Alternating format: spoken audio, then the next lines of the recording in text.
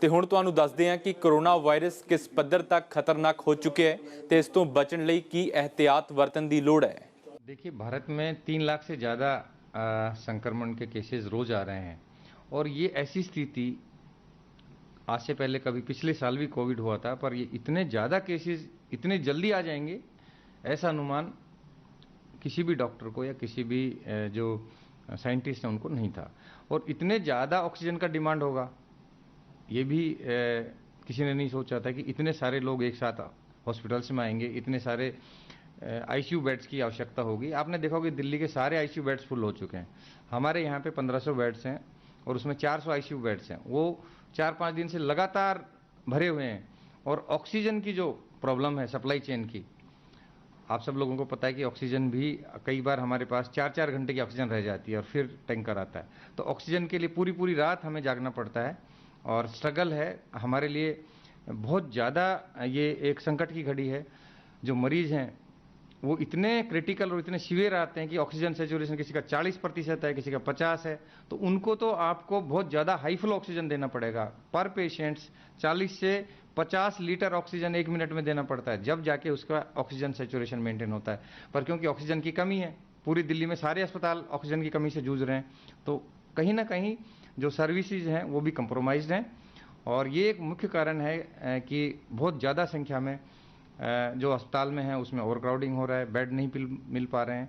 हमारे बेड आज की डेट में जो भी बेड्स हैं सारे के सारे फुल हैं और कैजुअल्टी में अभी भी 35 पेशेंट वेटिंग में हैं हमारे। जैसे कोई बेड होगा हम कैजुअल्टी से उसको वार्ड में शिफ्ट करेंगे। तो ये स्थिति है।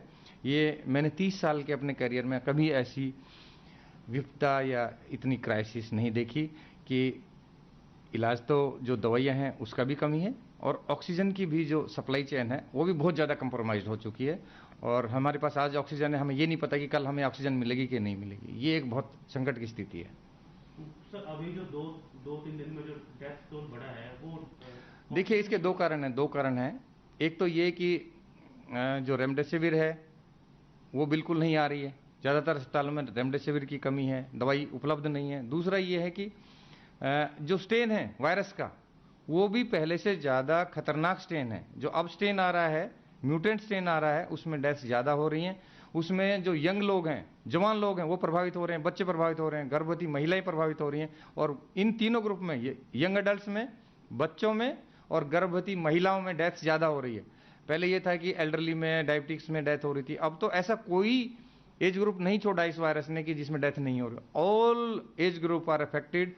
बहुत सीवियर इन्फेक्शन होता है, बहुत सीवियर कमी होती है ऑक्सीजन की, और उसका परिणाम ये होता है कि पेशेंट्स को यदि आईसीयू बेड नहीं मिल पाता है तो मरीज की मृत्यु हो जाती है। मुख्य कारण ये है आईसीयू बेड्स की कमी। This is the main reason behind the large number of casualties. और हमने ये देखा है कि आप ये देखिए कि दिल्ली में ना केवल दिल्ली के मरीज हैं, बल्कि नोएडा, मेरठ, गाजियाबाद, फरीदाबाद, गुड़गांव और सोनीपत तक के मरीज यहाँ पे आ रहे हैं। छोटे छोटे जो नर्सिंग होम हैं वो ऑक्सीजन की कमी के चलते बंद हो चुके, तो सारा लोड बड़े अस्पतालों पर आ गया।